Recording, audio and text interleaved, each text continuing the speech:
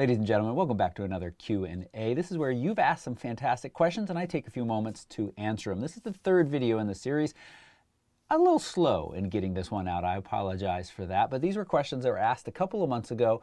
They are great questions that I think appeal to a broader audience than just the person asking, so I'm going to take some time to answer them. Let's go. This video is brought to you by Squarespace. This is where I host my own website. I love it for its ease of use, the awesome integrated marketing and email campaign system, the analytics, and the e-commerce tools. It is a fantastic all-in-one place to build your website, portfolio, gallery, online store. Squarespace. You can save 10% off by going to squarespace.com/photorectv. All right, our first question comes to us from Brad. He's brad.stoops on Instagram. I have an aging Canon 70D and I love to take wildlife shots. The longest lens I currently have is the Canon 75-300. Canon has several of these lenses in this range. The 75-300 is probably the worst of them. Brad recognizes this. He says it's rather slow, it's not terribly sharp, and even at 300 millimeters with the crop factor, that's 480, it lacks the reach I'd like. Especially with the rapid shift toward mirrorless, what would be the best investment in a budget wildlife lens that I could continue to use even after I upgrade to a mirrorless body? I'm on a tight budget. I don't want to invest in something that won't work with a new body 2 to 3 years down the road. Great question, Brad. I think a lot of people are in your situation. They have a DSLR currently. They have a tight budget. But they recognize that all the major manufacturers have made basically a full and complete jump to mirrorless. We might still see Canon EF lenses produced. Nikon might still produce some FX and DX lenses. But we're not going to see many of them. Really, the focus is on these newer RF mirrorless lenses for Canon, Z-mount for Nikon, just to share those two different examples. So what can you buy now, Brad, that's going to work on your 70D but will still work down the road? Here's the great news.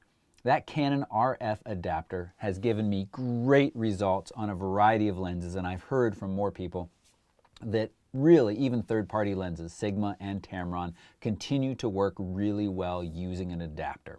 So right there, that gives us some options to look at.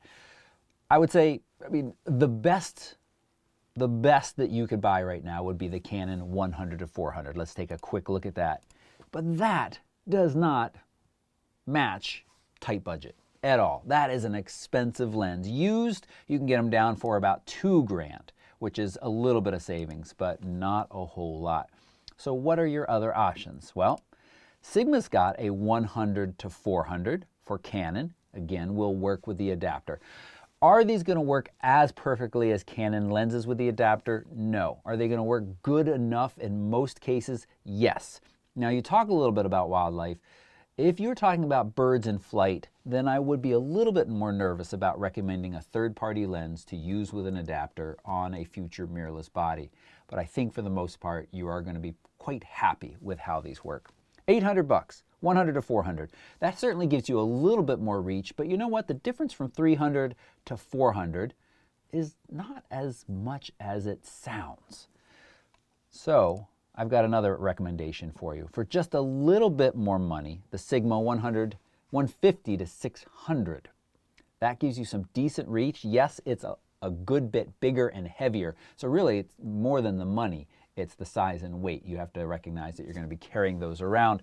But I think that is the sweet spot for you, the Sigma 150-600. You will, of course, in the future, need to throw in the Canon mount adapter for $100, so you can kind of budget for that. But at some point here, we're going to see more mirrorless cameras from Canon. Now, you're currently on a crop, and as I mentioned in previous Q&A videos, we may see a APS-C R camera from Canon maybe as early as this year. So that could be an option for you as well. You'll continue to have that reach. If you have to go to full frame, of course, you're going to lose some of that reach. And that's where even the 150-600 might be an even better option, because even on a full frame, that 600 is a sweet amount of reach. Brad, thanks so much for your question. Now, the next question I want to answer, I actually answered last time I sat down to do this, but then it got cut because of time constraints. So I'm not a diva making a quick wardrobe change. I'm just sharing a clip from the last time I recorded this. All right, Carla's got the question, is there a mirrorless system with a 100 to 400 lens that's going to be equal in quality to her Canon full-frame camera, but significantly lighter in weight? She's getting older, hard to carry around all my gear, especially with getting it into the overhead on a plane. Carla, I'm getting older too. I hear you. I like to travel lighter these days. So the answer is yes, and some of you out there are screaming, no. And the answer is no. I mean, it's complicated. First off, let's do a little fun experiment. I took a moment and put my 100 to 400 on my Sony. This is full frame, and this body, of course, weighs significantly less than the Canon R5 or R6 or the 5D Mark III or IV, whatever you're currently shooting with, Carla. You didn't specify which full frame you have. And it's less than the 6D and the 6D Mark II. The lens is really about the same. I didn't actually look up the weights to compare, but I think the 100 to 400 from Sony and the 100 to 400 from Canon are very, very similar in weight. And that is to say, they're hefty beasts. It's not a particularly lightweight lens. And the answer to that is physics. To have quality glass cover that range and to cover a full frame sensor, you're going to have a hefty beast. But let's think back to the question that I just answered for Brad.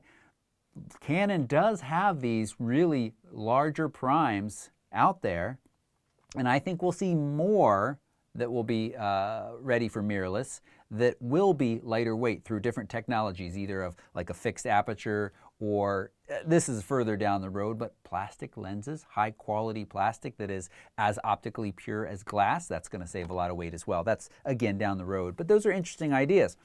So, but what to do in the meantime? Is there a lighter weight system that's going to give you the same kind of results as full frame? No, I mean, no, I have to say no, because a full frame sensor is capable of gathering more light. Is that, are people going to get upset that I said that? I think that's the simplest way to say it, even though it might not be scientifically 100% accurate. But there are, of course, smaller systems out there with smaller sensors. Look at this. I happen to have my Panasonic GH5 right here, and I have a 45 to 200 lens. So this sensor is a lot smaller. It has a 2x crop factor. This means that this provides the same amount of reach as this. I could tell you they weigh very different, and that's with this GH5 being kind of a heftier weight of a micro four thirds camera. This is a micro four thirds. So I don't recommend the GH5 for a photographer. I recommend the Olympus EM1 Mark III. Let's go take a look. I did a little, oop, not that one. I did a little weight chart for you. So let's say you want to shoot with a Canon EOS R6, 680 grams, a pound and a half. The Canon 100-400 is weighing in here at 3.4 pounds for a total package of 4.97. Let's call it 5 pounds. Okay. Then you got the Olympus, which is another micro four thirds. You have a 50 to 200 lens for that. You combine those two and you're talking about 3.5 pounds. That's pretty significant and noticeable weight savings out of your bag. That crop factor gives you a 100 to 400 with that 50 to 200 lens. Now, these are not exactly equivalent, but they give you an idea. Then you have another intermediate option, the Sony a6600, which is Sony's APS-C. So slightly larger than micro four thirds, but not quite full frame, somewhere in between.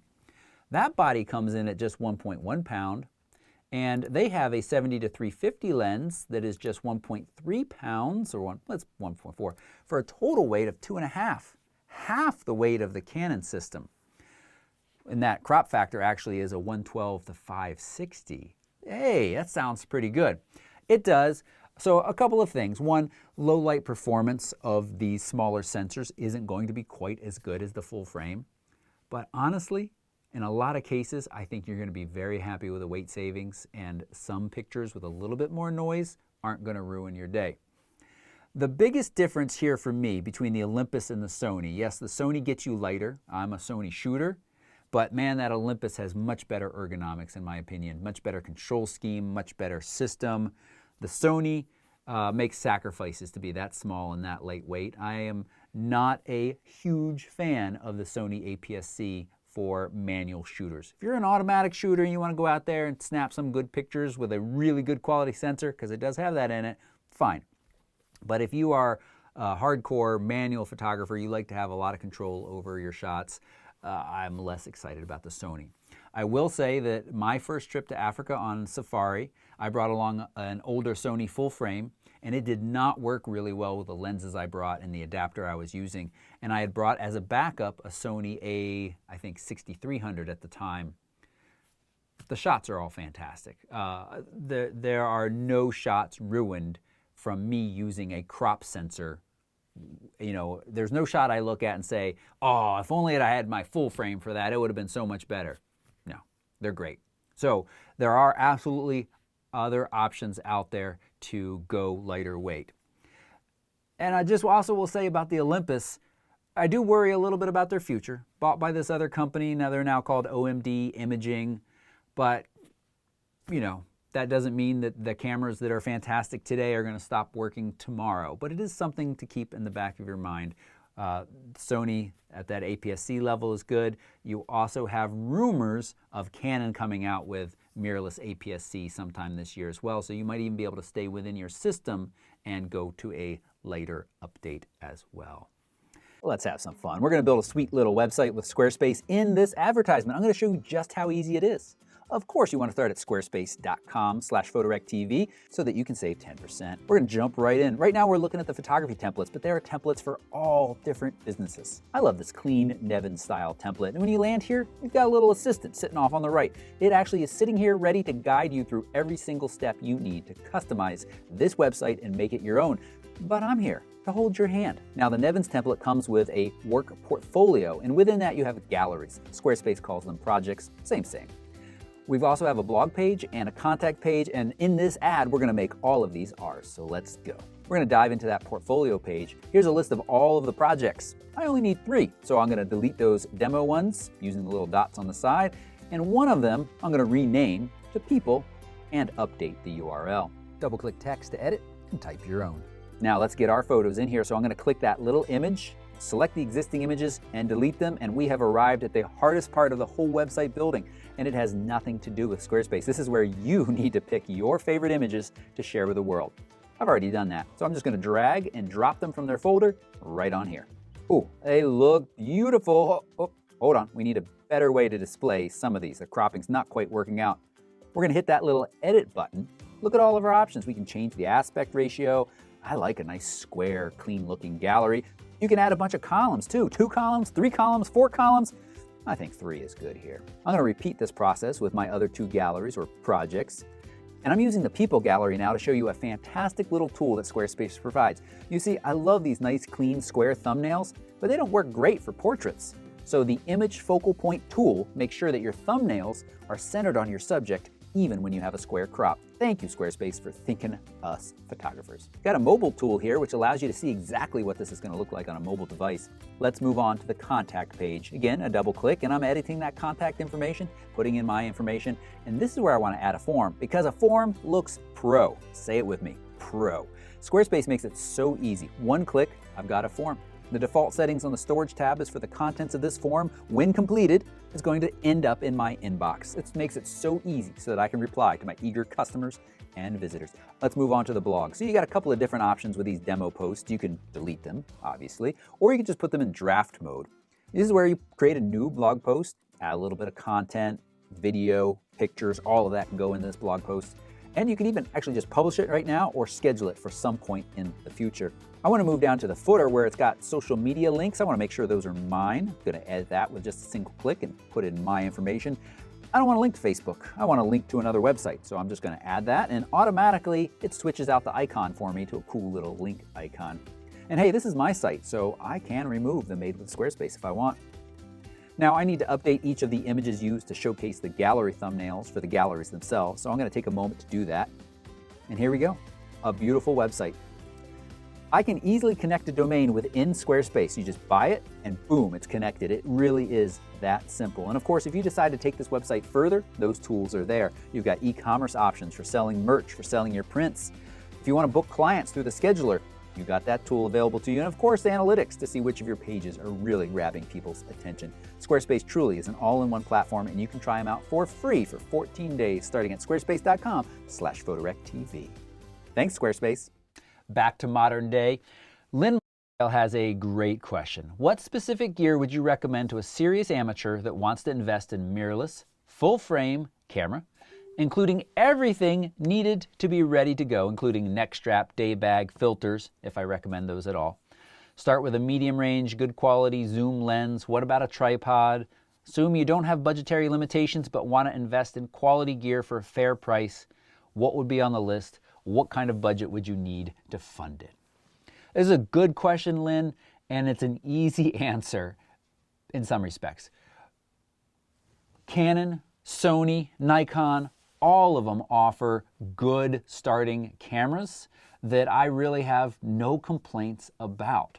Let's run through them on B&H real quick, because I think that's just kind of an easy way to look at the differences. First up, we've got a Sony a7 III. Yes, this camera has been out quite a while now, but it still holds strong as a good value and a great all-around camera with fast enough autofocus for wildlife, good enough low light performance for walking around and going inside dark buildings on tourist activities and still getting great shots. And you pair it with the 24-105, which is a fantastic lens. Now, we just a few moments ago talked about that zoom lens, that kit zoom that came with Canons for a while, the 75-300. Modern day kit lenses from most of these manufacturers on mirrorless are fantastic. The 24-105 is excellent. I rave a little bit more about it in my last Q&A video. You can go watch that. I will say that the 24-105 kind of jacks this price up a bit higher than I would like. $3,000. $3,000 so that you get the camera and the lens, and a lot of that, of course, is this very, very nice lens. It's a G-Master lens. It's got a special focus button that you can assign to different functions. It's got an AF/MF switch, and it's got optical stabilization on and off on the side of it. So all nice higher end features that belong or that are on a lens like this. That's one option. Now you've got the R6 from Canon. And I have to say, as far as in-hand feel, I think I like the Canons best. They're very, very nice. Now, my only real complaint about this lens when I this camera when I reviewed it is the fact that it's a little bit pricier than other cameras in its class. If we take away the lenses here, this camera comes in at a little bit higher of a price than the a7 III. But then you throw on a decent lens. This lens is decent. It's not as exciting as Canon's f4, which that brings it to $3,600. So let's come back to this one. You're actually saving a couple $100 there.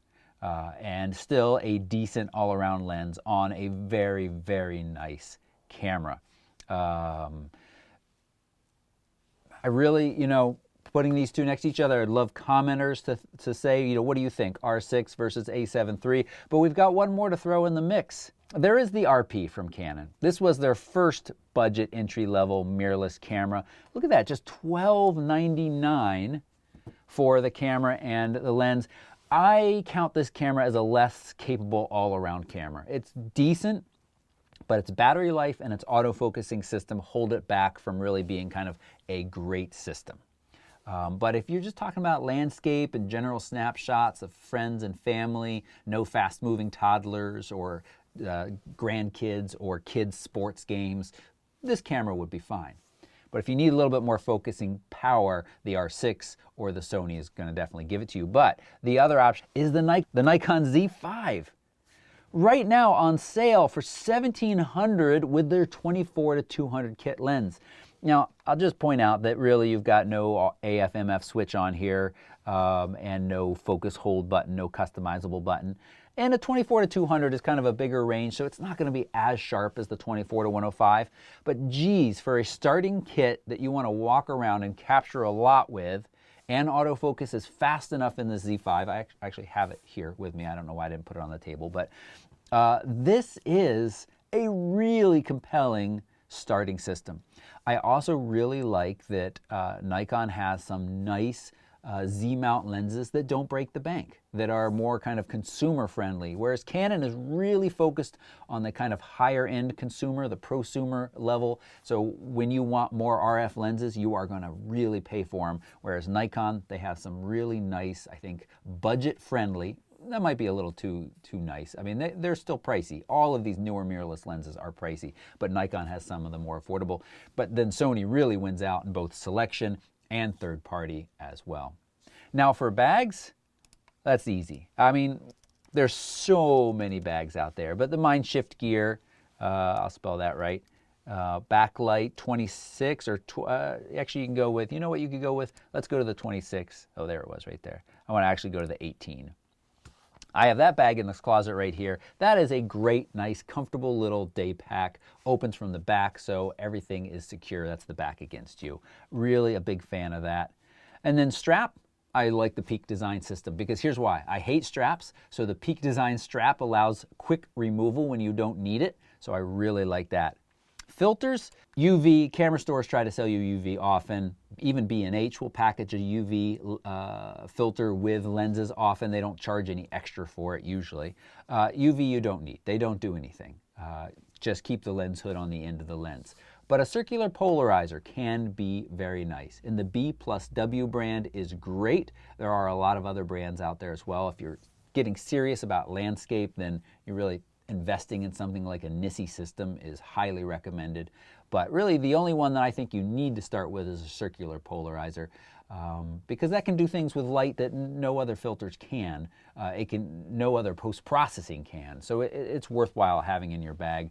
Maybe an ND, a 6-stop, but really I think that's all that you really need. All right? So if they have any existing lenses, that might sway them in one direction or another, or if they're comfortable with one of these brands already, then that might sway them in one direction or another. But I have to say right now, that Nikon entry-level camera with a 24-200 is a fantastic value, and the fact that there are other lenses that you can quickly add that don't break the bank from Nikon make me pretty happy.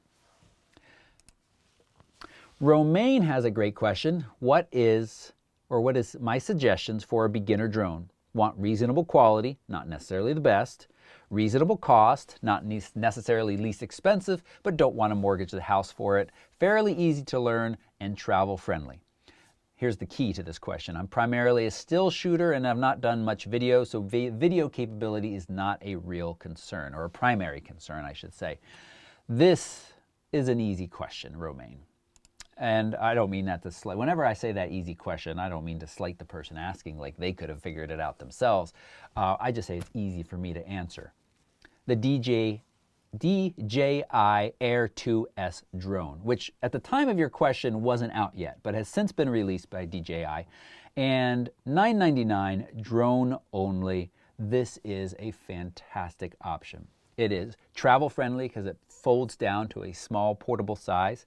It has a 1-inch CMOS sensor. That's a nice size. That's the same as in your higher end point and shoot, so it's significantly better than a phone, which is, well, I'll talk about that in a second. And it's got all of that DJI technology that makes it very easy to fly. Obstacle avoidance on almost all directions of it, so it's even difficult to kind of back it into a tree, as I have done with older drones that didn't have that, or actually had that, but I had it turned off. That's a different story. Let's not talk about that. 20 megapixel images on that 1-inch sensor, really nice quality. Now, I do like the Fly More combo, $12.99.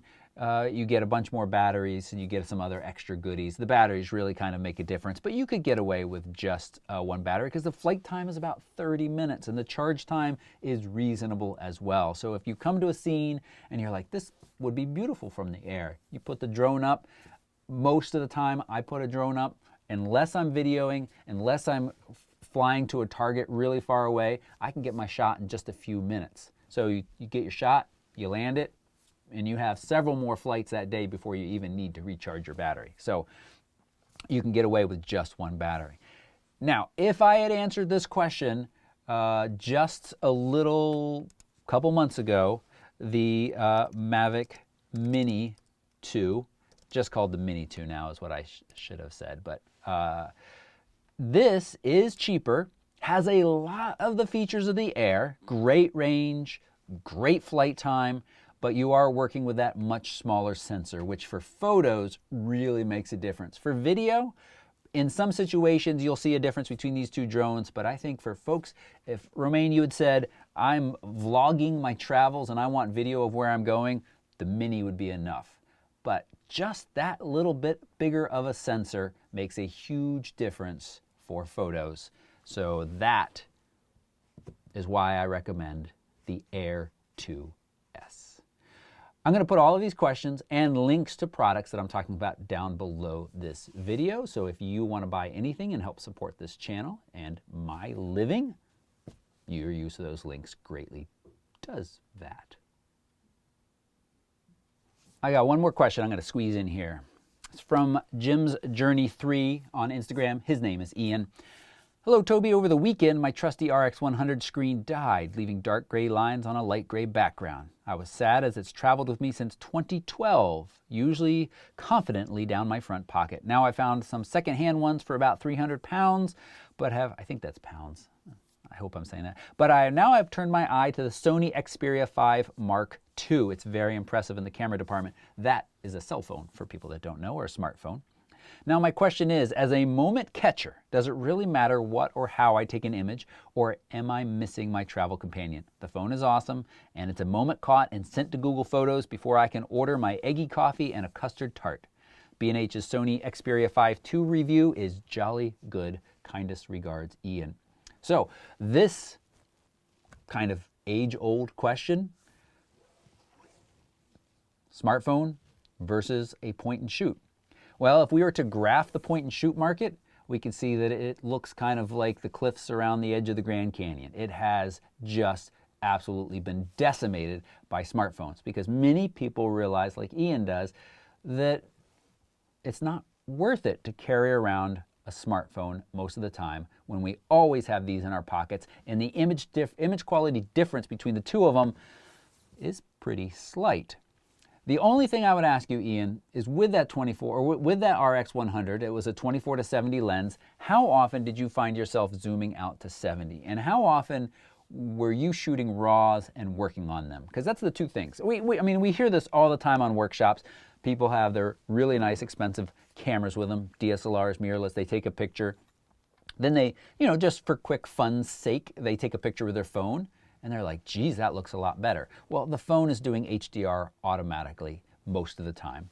And the screen on the back of the phones, or the screen phone, is a really nice high quality screen, and it's better than this. So those two things combined, when you look out in the field at the back of the picture you just captured here versus the camera, yeah, they don't look nearly as good. But when you take them back into the computer and you start to work on them, what you're able to do with this is hugely different from what you're able to do with a smartphone pic.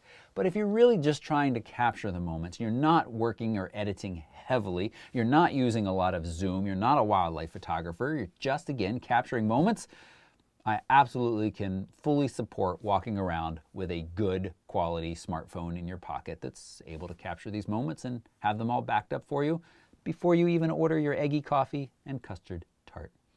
I don't know what an eggy coffee is. Does that just mean an eggy and a coffee? Or is it like in Vietnam where they put egg in coffee, which I had that twice. Steve Skirch is convinced it's what gave his stomach troubles. I'm not sure. It was interesting. I think we're going to end it right there on that note. I've got a couple more questions I'll be back soon to answer, but I don't want these videos to get so long. Thanks so much for watching, and if you're so inclined, go save yourself 10% at Squarespace by using photorec.tv/Squarespace or squarespace.com/photorectv. They redirect and end up at the same place, and both save you 10% so that you can start a gorgeous, beautiful website or gallery or portfolio or online store or e-commerce center. Whatever you want to do, it's possible to build with Squarespace. Thanks for watching. Bye-bye.